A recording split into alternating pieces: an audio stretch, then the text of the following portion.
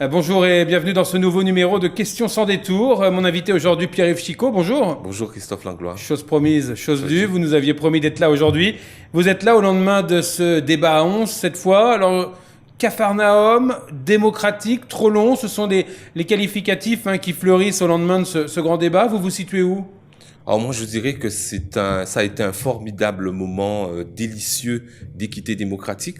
On a pu entendre à la fois les discours qu'on connaissait déjà de ceux qu'on peut appeler les professionnels de la politique et un discours d'authenticité, de spontanéité de ceux qu'on avait abusivement appelés les petits candidats et qui par leur présence n'ont absolument pas rabaissé le débat mais ont plutôt par leur proposition tenté de rehausser le débat. Globalement, vous diriez que c'est une réussite ? Moi, je dis que c'est une réussite. Je soutiens que c'est une réussite. C'est un exercice à perpétuer parce que les citoyens électeurs ont besoin d'entendre toutes les voix, de savoir quelle est l'offre démocratique et politique qu'il leur est proposée dans toute son intégralité. 3h40, un peu plus de débat. Ça donne entre 15 et 17 minutes pour chaque candidat. C'est suffisant pour pouvoir s'exprimer ?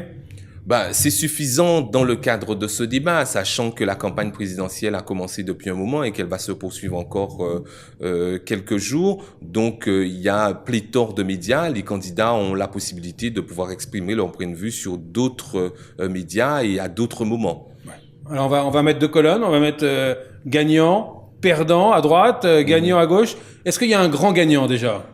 Je sais pas. Alors, j'ai eu vent d'un sondage qui donnait François Fillon gagnant du débat. Il y en a un autre ou c'est Jean-Luc Mélenchon ? Bon, je pense que les instituts de sondage ou alors les uns et les autres veulent absolument trouver un gagnant de ce type d'exercice. Mais je pense que si on devait désigner un gagnant, c'est à la fois la démocratie et le fait que les citoyens électeurs qui étaient installés comme téléspectateurs ou auditeurs ont pu entendre les points de vue des uns et des autres. C'est ce que j'appellerais victoire. Gagnant, c'est le fait que l'équité démocratique, je le répète encore une fois, ait été respectée. Dans ce genre de débat, c'est surtout un perdant qu'on pourrait retrouver. Est-ce que là, il y en a eu un ?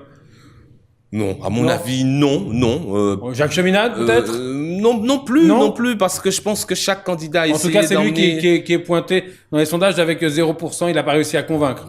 Ça reste des sondages. Oui, vous connaissez ma conviction désormais sur les sondages et il faut vraiment attendre au sortir des urnes pour savoir ce que les électeurs diront du fond de leur cœur. Ouais.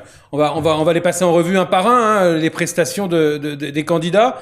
On va commencer par celle qui fait la course en tête depuis plusieurs mois, Marine Le Pen, effacée, fatiguée. Non, moi je dirais pas. Ça. Oui, moi je pense qu'elle est. C'est une campagne qui est particulièrement longue. En plus, le Front National qui avait fait campagne depuis des années sur tête haute, main propre, se trouve dans des affaires, englué dans des affaires qui sont médiatisées et donc le discours de propreté que ce parti avait véhiculé depuis quelques années est en train d'être écorné et certainement elle est bouleversée par ce qui est en train de se passer. Ouais. Le statut de favori lui pèse sur les épaules ? Non, je pense pas que le statut de favori lui pèse parce que le Front National est un parti qui est enraciné dans la vie politique française depuis une trentaine d'années, qui est présent sur l'ensemble du territoire national et si c'était ça, elle devrait s'en inquiéter, enfin les membres de son parti devraient s'en inquiéter parce qu'elle est leader de grands partis nationaux et d'un grand parti européen. Il n'y a pas de risque que ça s'effrite, tout ça, pour elle ?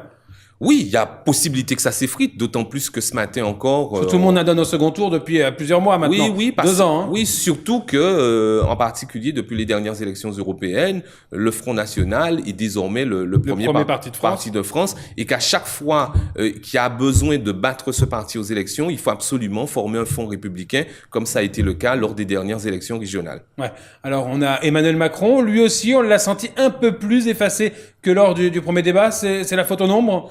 Non, mais moi je pense que le discours qui consiste à dire je suis à droite et je suis à gauche et que je ne suis ni à droite ni à gauche, on pourrait penser que ce discours-là est en train de peser sur ses épaules.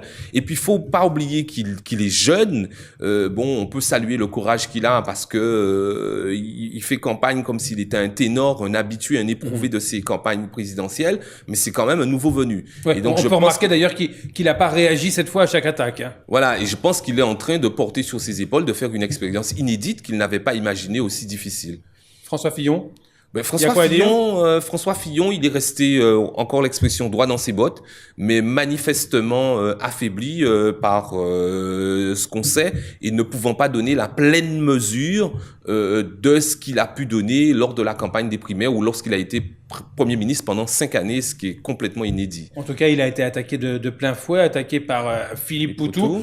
Les attaques ont été dures, sévères, hein, à son endroit et également pour Marine Le Pen. Hein. Oui, mais parce que un candidat comme Philippe Poutou a des arguments, mais un argument péremptoire, tranchant, incisif qu'il peut avancer, c'est bien entendu se faire passer, et ce qu'il est fondamentalement, puisque c'est un salarié qui se réveille tous les matins. C'est la voix d'une partie d'un peuple. Voilà, d'après ce qu'on nous dit, et donc il savait très bien qu'un argument comme celui-là, qu'il a utilisé hier soir, aurait fait mouche et aurait permis de se faire remarquer, comme l'a fait Dupont-Aignan en quittant le plateau de TF1. Ce qu'a fait Poutou hier, c'est ce qu'a fait Dupont-Aignan en quittant le plateau de TF1, tenter d'exister par un éclat de voix. Ouais, on en vient à l'homme de la dynamique du moment, c'est Jean-Luc Mélenchon. C'était un petit peu, on a entendu ça, hein, le prof d'histoire géo qu'on aime bien.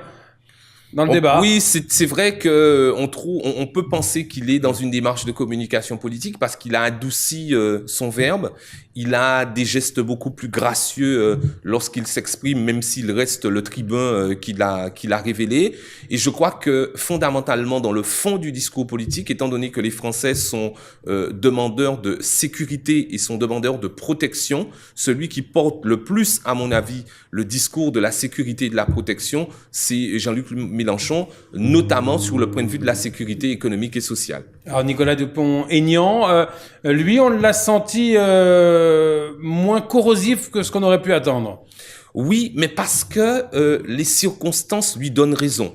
Et quand on analyse le nombre de candidats qu'il y avait sur le plateau hier et le nombre de candidats qui sont opposés à la construction européenne, on a le sentiment que les circonstances lui donnent raison, c'est-à-dire son cheval de bataille qui a consisté toujours à rappeler ce qu'a fait le général de Gaulle en réclamant la souveraineté et l'indépendance de la France. Et c'est vrai qu'après le Brexit, compte tenu de la force du Front National dans les élections européennes, on comprend bien qu'il y a un divorce quasi cristallisé entre les Français et la manière dont la construction européenne est conduite désormais. Et donc il était un peu marqué à la culotte, c'est ça, par Marine Le Pen, par François Asselineau. Alors lui, il a ouvert un livre, le livre des traités, on a appris tous les traités avec lui. Oui, et donc c'est pour ça que c'est intéressant, parce que ce sont des candidats qui ont cherché à faire de la pédagogie et à expliquer très clairement leur position, parce qu'on a qu'une voix, une pensée unique qui consiste à dire que hors de l'Europe, point de salut.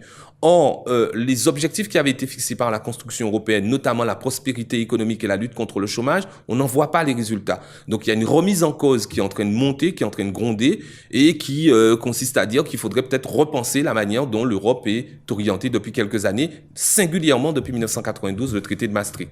Philippe Poutou, Nathalie Hortho, c'est la même orthodoxie ? Oui, c'est la même orthodoxie marxiste-léniniste ou trotskiste, mais en tout cas, une vision de la collectivisation de la société et le fait de vilipender, certainement parfois avec raison, le fait qu'il y ait des écarts de richesse et de salaire entre des membres de la communauté nationale qui sont de nature non pas à garantir la cohésion sociale, mais la disparité sociale.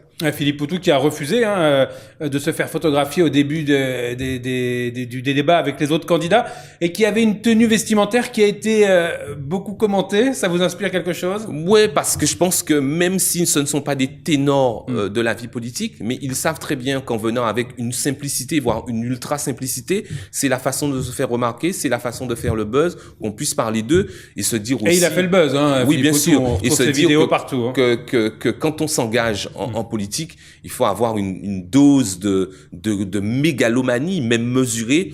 Et je ne suis pas sûr que ces individus-là, que ce soit Nathalie Arthaud, que ce soit Jacques Cheminade ou Philippe Poutou, échappent à cette dose de mégalomanie dont on a besoin quand on s'engage en politique. Mégalomanie, c'est ce qui habite Jacques Cheminade ? Oui, dans une certaine mesure, mégalomanie certainement, mais aussi la volonté de porter un discours, de porter un message qui est singulier et particulier. Aller sur Mars, c'est sérieux ? Ouais, bon. Ouais. Bon. C'est-à-dire que chacun exprime sa passion. Ça nous interpelle parce que ce sont des discours qui ne sont On n'est pas habitués. Voilà, qui sont pas classiques, qui sont hétérodoxes, et donc à ce moment-là, ça peut choquer parce qu'on est habitué précisément à un discours très classique sur les services publics, sur la lutte contre le chômage, protéger les Français, voilà. On parlait de Mars, tiens, ça tombe bien. Il y a un ovni, c'est Jean Lassalle. Alors moi, je n'aurais pas considéré que Jean Lassalle est un ovni.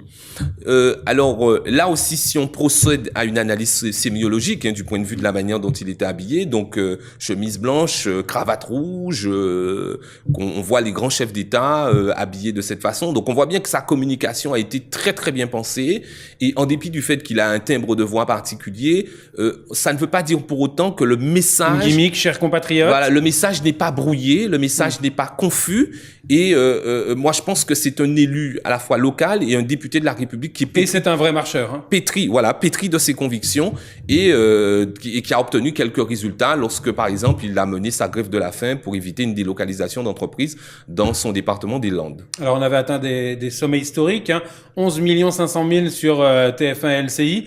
Là, c'est moitié moins quasiment, 6,3 millions.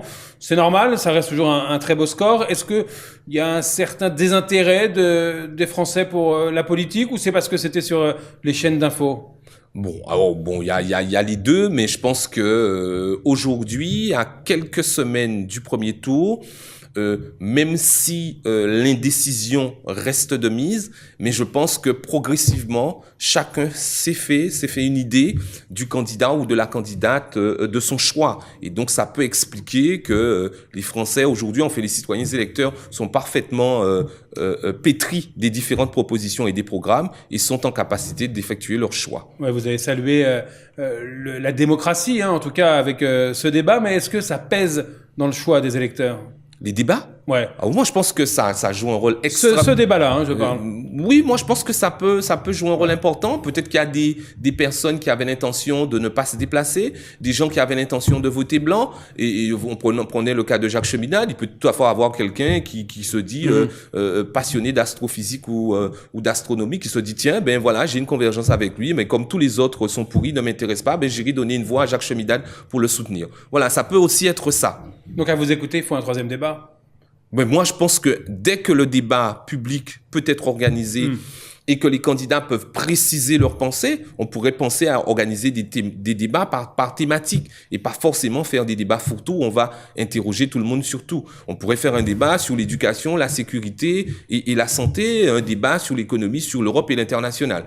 En tout cas, il y a une menace qui plane, que ce débat sur le service public n'ait pas lieu, puisque deux candidats ont d'ores et déjà annoncé qu'ils ne voulaient pas s'y rendre, Jean-Luc Mélenchon, Emmanuel Macron. Il y a un risque pour eux à quelques jours du premier tour? Moi, je pense que mener la politique de la chaise vide n'est jamais une bonne chose, mais peut-être ont-ils des bonnes raisons de ne pas vouloir y aller. Merci à vous, Pierre-Yves Chicot. Et on se retrouve en tout cas, nous, très rapidement sur l'antenne de TV pour un nouveau numéro de Questions sans détour.